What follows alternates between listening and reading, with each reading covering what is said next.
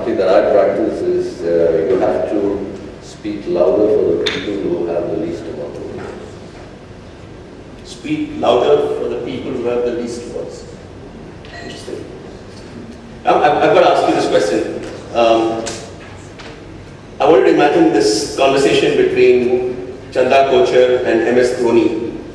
And I want to see, what is it that Chanda would advise Dhoni based on her experience at the bank? And what are the couple of things that Dhoni could perhaps offer to Chanda based on his leadership of the Indian cricket team?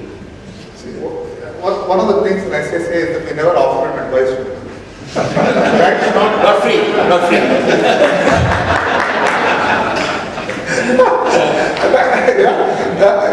In an individual context, the point, see, the two things we say, right? To search for gods among humans, you're not going to find it.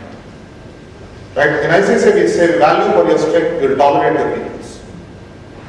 Full stop. Right? We don't like to change anybody.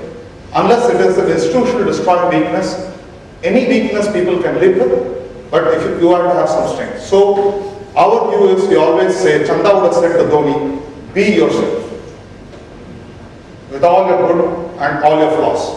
And it's worth living your life, being yourself, than trying to be somebody and failing. And we would have loved to hear the same thing from Dhoni. If Dhoni said whatever it is, our belief is that people give advice. If it connects with you, do something with it. If it doesn't, walk away. You're not compelled to really take anybody's advice, and you'll live your life on another person's terms. It's one life, live your life on your term, and better to fail with yourself. Be yourself. Open to questions. I'm sure all. Yep. Just introduce yourself first. Okay. And then, if you. This is Ramchandran, EMA Partners, India. Mike. Down. Hello. Yeah, we can hear you. Okay. This question is open to all the panelists other than James. All of you have operations outside of India, and we spoke about, managers and their challenges, right? And today, as Indian companies, we are open to hire non-Indian talents. How do you manage the culture divide? Is there a divide in first place? Something to take that. So I didn't get the last part of it. Is there a culture divide in first place? If at all, how do you manage the culture divide? Well, I think there is a cultural divide. Means, we all know that 9:30 in India is always 9:40, 45, it's never 9:30. When you are on a conference call, you are expected to be there at 9:30. There is a cultural divide that perhaps stems from Hindu belief that there is life again after death, and therefore I would have always time to do and complete something in my next life.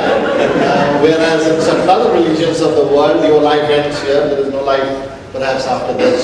So there are cultural divides. For example, we hesitate in India to say no. We will go round and round, and do we feel that I might offend James if I say no to him?